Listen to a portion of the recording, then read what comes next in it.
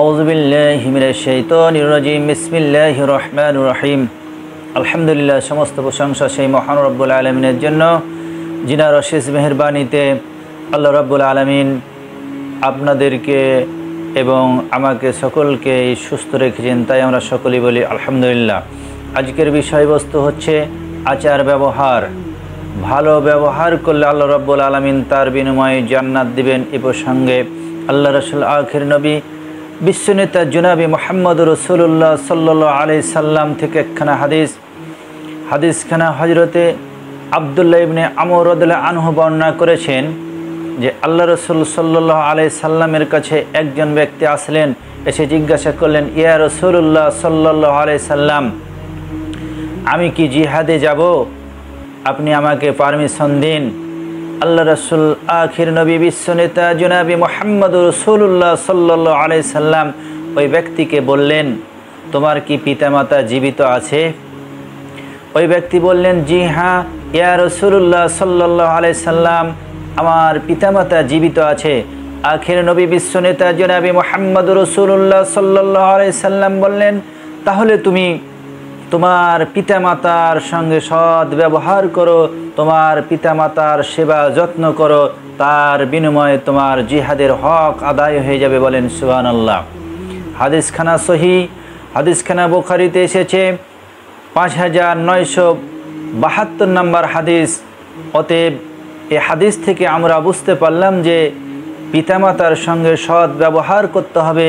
পিতামাতার সঙ্গে সৎ ব্যবহারের বিনিময়ে আল্লাহ রাব্বুল আলামিন আপনাকে আমাকে সকলকে জান্নাতুল ফিরদাউসে দাখিল করবেন।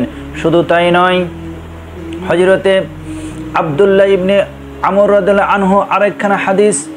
হযরতে আব্দুল্লাহ ইবনে আমর রাদিয়াল্লাহু আনহু আল্লাহ রাসূল সাল্লাল্লাহু আলাইহি সাল্লাম বলছেন যে পৃথিবীতে সব থেকে বড় পাপ হচ্ছে পিতামাতার সঙ্গে নাফরমানি করা।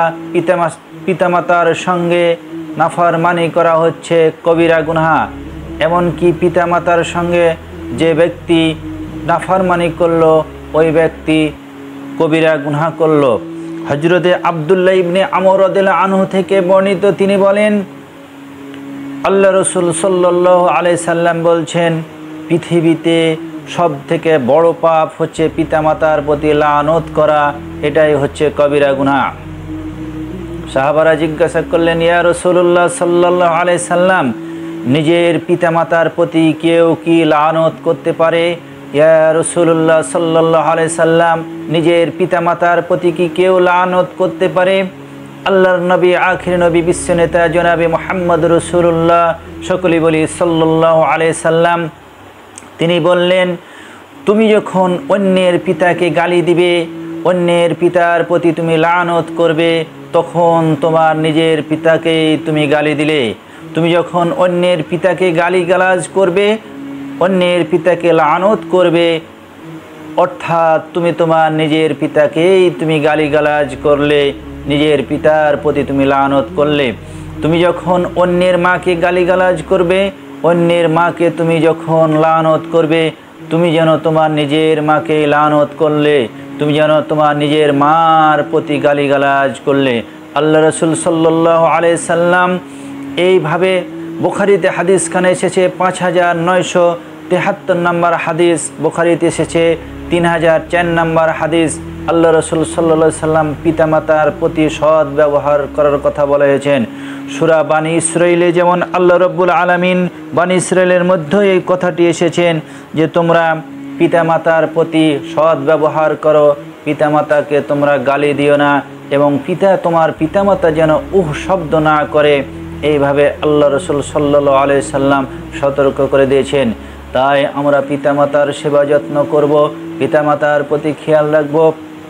যাদের পিতামাতা রয়েছে এখনই তাদের সুযোগ আছে, ওই পিতামাতার সেবা যত্ন করে আমরা জান্নাতুল ফিরদাউস আমরা যেন হাসিল করে নিতে পারি। সকলকে সেই তৌফিক দান করুন। সকলেই বলি আল্লাহুম্মা আমিন। আসসালামু আলাইকুম ওয়া রাহমাতুল্লাহ।